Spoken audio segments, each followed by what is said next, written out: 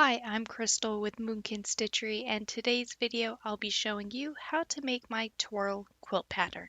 The size I'll create is a throw size quilt measuring at 48 inches by 60 inches using Soar by Katarina Roxella, and the background is Volcanic Deco Stitch, all from Art Gallery Fabrics. This pattern is available as a free PDF. The link will be down below in the video's description. Now let's get started. You will need 40 2.5-inch strips or 40 10-inch squares. Twirl works with both pre-cuts, so take your pick or go ahead and use both. Also, you will need 1 yard of background fabric. With the background fabric, subcut 80 2.5-inch by 4.5-inch rectangles and 80 2.5-inch squares.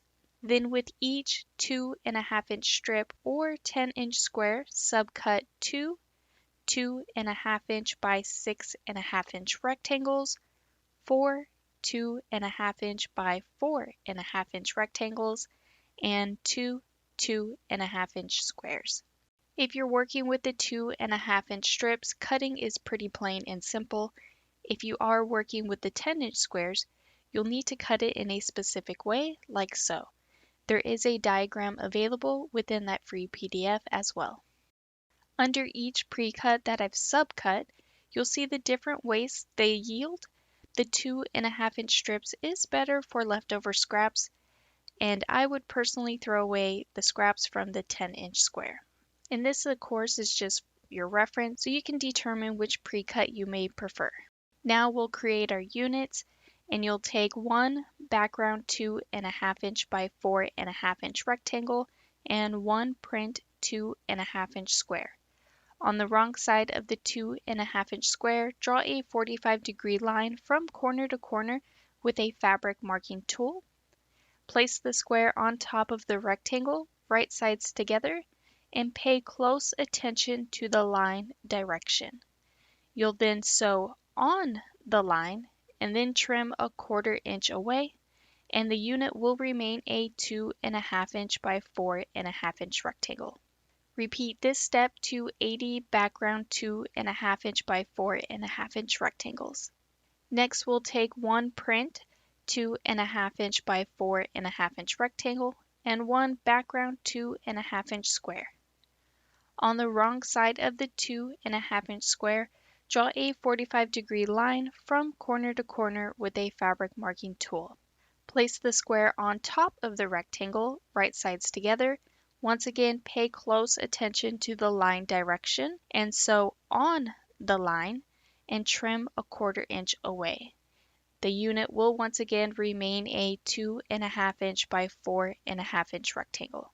Repeat this step to only 80 print 2.5-inch by 4.5-inch rectangles.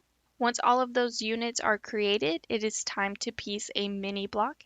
And in mixed prints, to keep it scrappy, select one of each unit that we just made, plus one print 2.5-inch by 4.5-inch rectangle, and one print 2.5-inch by 6.5-inch rectangle, and form the block below.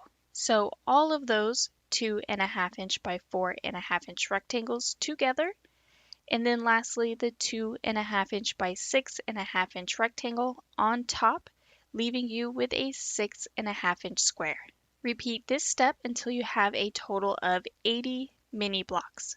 You'll then take 4 mini quilt blocks and form this block below, and then as always sew the blocks together into rows, and then lastly sew the rows together, leaving you with a 12.5-inch quilt block. And you'll repeat this step until you have a total of 20 quilt blocks. Now it's time to lay your quilt out in a 4x5 block layout. The layout is easy as you'll just place each block side by side, and once again, as always, you'll sew the blocks together into rows, and then lastly sew the rows together to complete your quilt top. And here's what my quilt top looks like all finished. Now throughout this process, I ended up creating the baby size quilt instead. However, the instructions I gave you are for the throw size. But as I was cutting everything out, I ended up only using the orange and purples from that jelly roll, as there were enough prints to only use those colors. And now I'm only kicking myself in the butt that I didn't open up another jelly roll to go bigger, as I am a sucker for these orange and purple hues.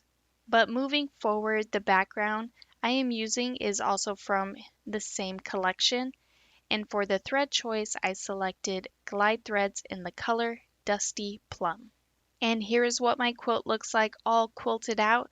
For my long arm quilters, the pattern I used is called Deb's Feathered Flowers, which I will link down below in the video's description. I also ended up sizing it down to 9 inches tall. Now don't forget that free PDF pattern is available down below in the video's description in 5 quilt sizes: baby, throw, twin, queen, and king.